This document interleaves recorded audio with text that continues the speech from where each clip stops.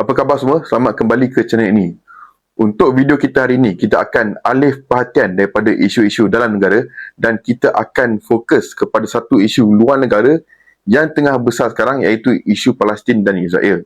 Saya faham, saya tahu yang saya lambat buat video ni. Tetapi isu ni bukanlah satu isu yang senang untuk dibuat dengan betul. Sebab masalah Palestin dan Israel ni dah lama jadi.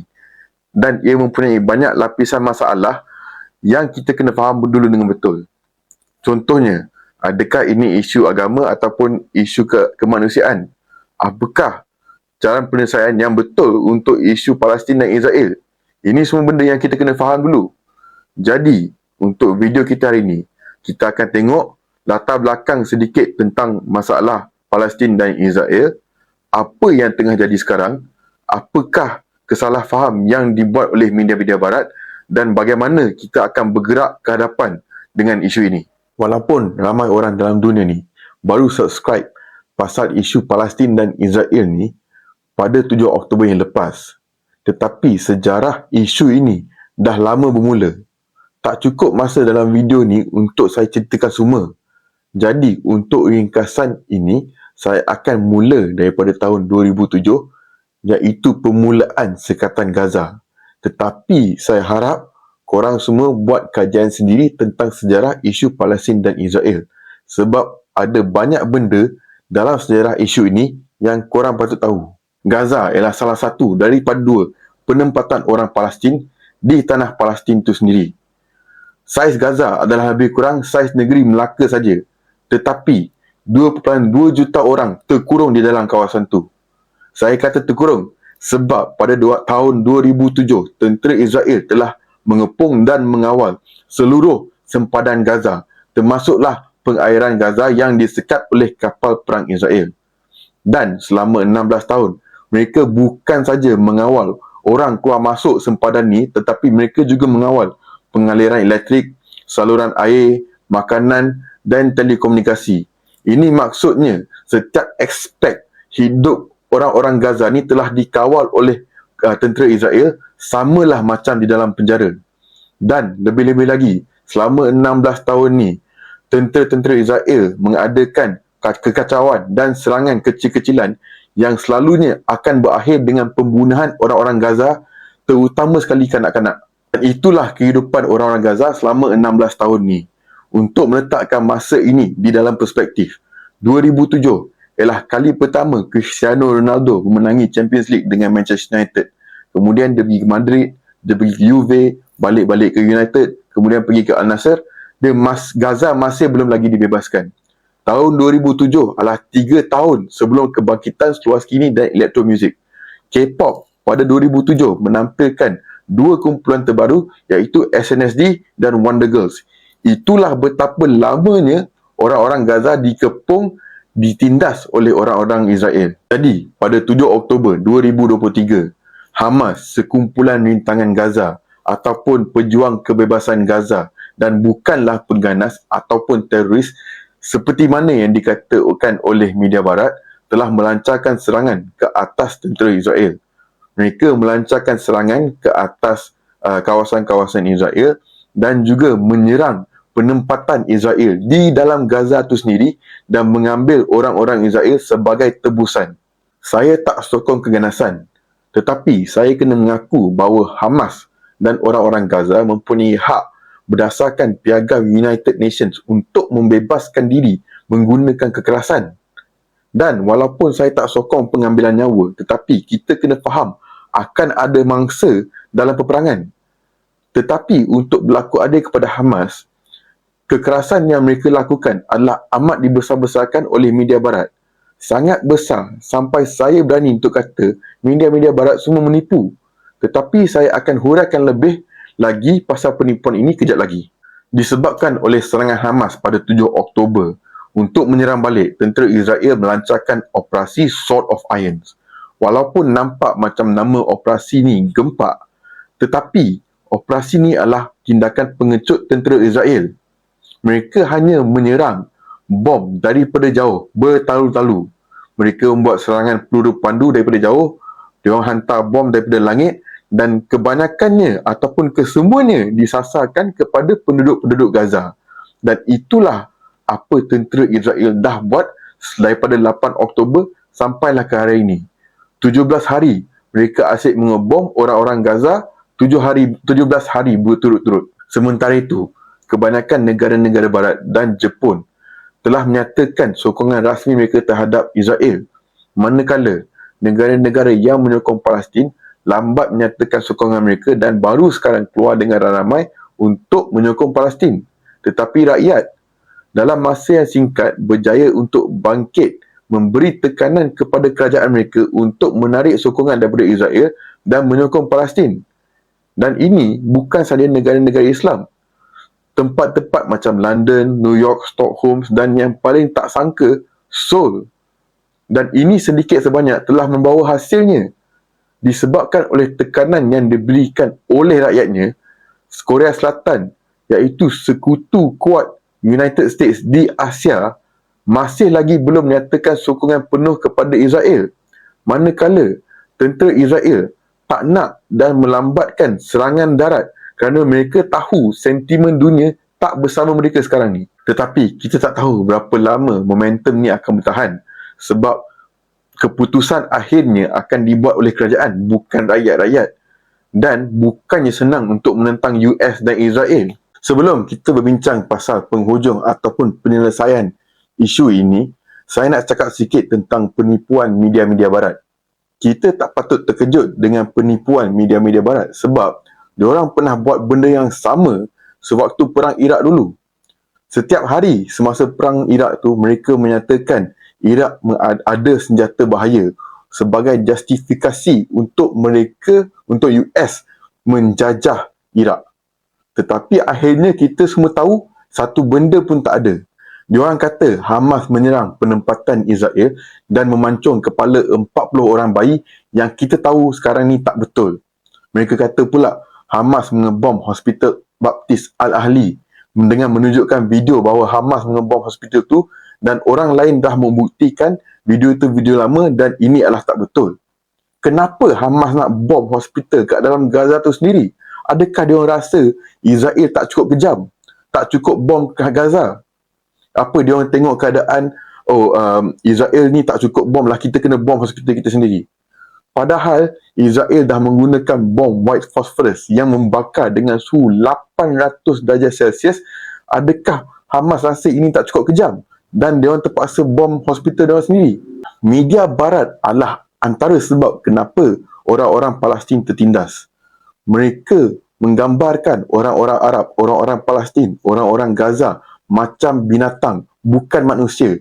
Jadi sampaikan membunuh orang Arab, orang Gaza, orang Palestin ni dah menjadi perkara biasa. Dan kita kena melawan balik penipuan ni menggunakan akal fikiran kita. Sebab untuk kebanyakan masa, penipuan tak masuk akal dan kita boleh tahu kalau kita berfikir sikit. Dan berhentilah media-media barat memanggil ini konflik Palestin dan Israel. Sebab konflik memaksudkan bahawa dua-dua belah ada level tahap yang sama. Tetapi ini bukanlah kesnya di Gaza. Sebaliknya, apa yang mereka patut panggil ialah pembunuhan ramai-ramai orang Gaza, the Gazan genocide. Sekarang kita dah tahu semua benda ni. Apakah langkah kita bergerak ke hadapan? Apakah penghujung, penyelesaian untuk masalah genocide Gaza ini? Sebanyak mana saya nak isu ni diselesaikan dengan aman, kita kena faham keamanan tak senang dicapai. Sebab macam saya cakap tadi, masalah ni mempunyai banyak lapisan yang berlainan.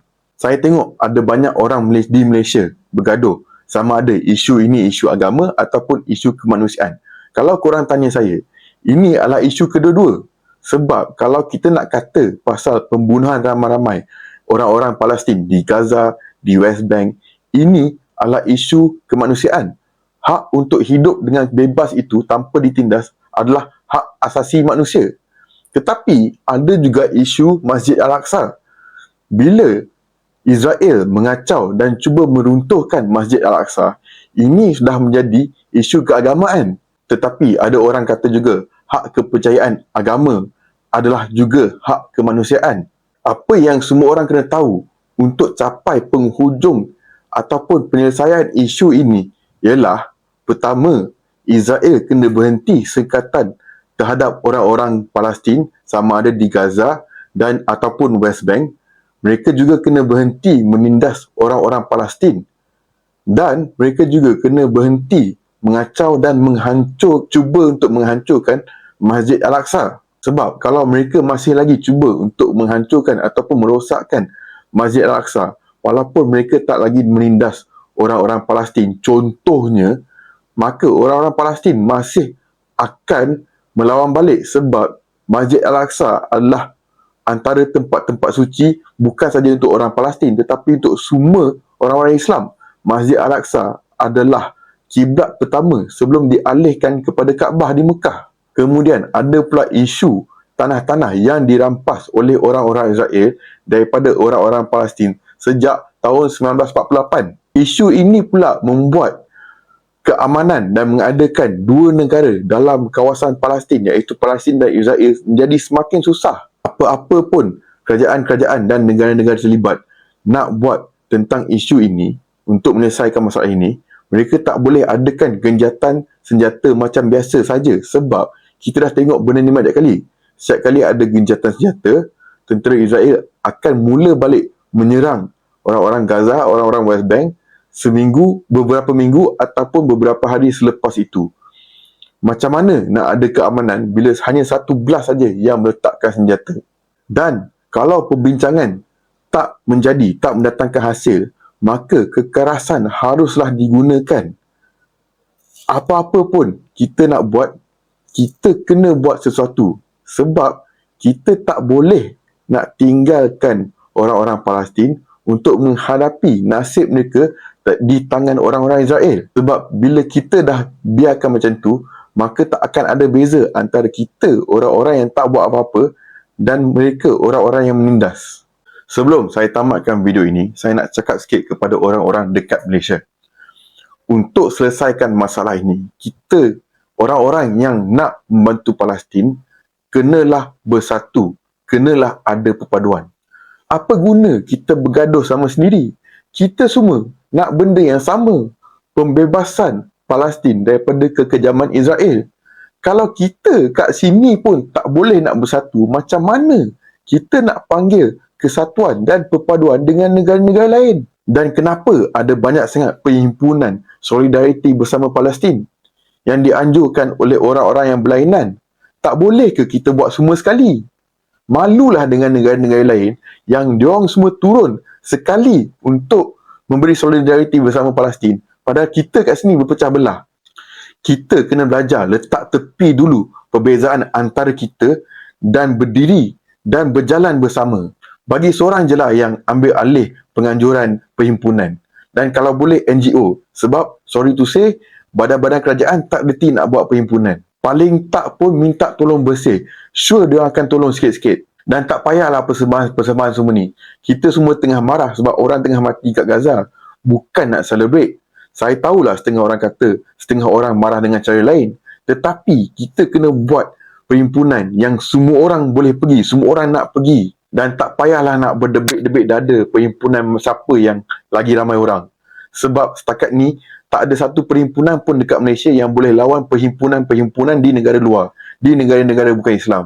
Kita semua harus berdiri bersama, buang tepi ego, buang tepi politik, buang tepi semua isu-isu yang kita ada antara kita. Sebab isu ini, masalah ini bukanlah pasal kita, ialah pasal orang-orang Palestin. Kalau kanak-kanak dekat Malaysia dan negara-negara lain yang main game Roblox, boleh letak tepi dulu objektif game, iaitu untuk mengalah dan melawan antara satu sama lain dan berdiri sama untuk memberi solidariti kepada Palestin. Kenapa orang-orang tua macam kita ni tak boleh buat benda sama? Malulah kita kepada anak-anak kita. Saya nak tekankan kepada semua orang yang kita tak boleh berhenti memberi sokongan kepada Gaza, kepada Palestin. Sebab kita dah banyak kali tengok benda ni mati begitu saja. Isu ni mati begitu saja. Dan bila isu ini berhenti tiba-tiba, orang dah tak ambil kisah, tentera Israel akan continue dengan kekejaman mereka terhadap orang-orang Palestin di Gaza, di West Bank dan juga Masjid Al-Aqsa. Sekarang ni, orang-orang Palestin di Gaza dah diserang dan ditolak sampai ke paling selatan, paling hujung Gaza. Dan saya takut kalau kita berhenti kali ni, maka ini adalah kali terakhir kita akan dengar atau bercakap pasal Gaza. Dan kepada orang-orang Palestin di Gaza, di West Bank, hati, sokongan dan doa kami adalah bersama kamu. Seperti mana ibu bapa kami bersama ibu bapa kamu. Seperti mana nenek moyang kami bersama nenek moyang kamu. Kami berpegang kepada janji yang telah dibuat hampir 80 tahun dahulu, iaitu kami akan membantu sebanyak mana yang boleh dalam perjuangan kamu di Palestin. Satu hari nanti, daripada Sungai Jordan sampailah ke Laut Mediterranean, Palestin akan dibebaskan. From the river to the sea, Palestine will be free. Terima kasih kerana menonton. Kalau korang masih lagi menonton video ni sampai takat ni, sampai akhir, typekan dalam komen, from the river to the sea, Palestine will be free. Tolong subscribe, like, komen dan paling penting share kepada kawan-kawan korang. Walaupun nampak macam benda kecil, tapi ia banyak membantu saya untuk mengembangkan channel ini. Sekian, terima kasih.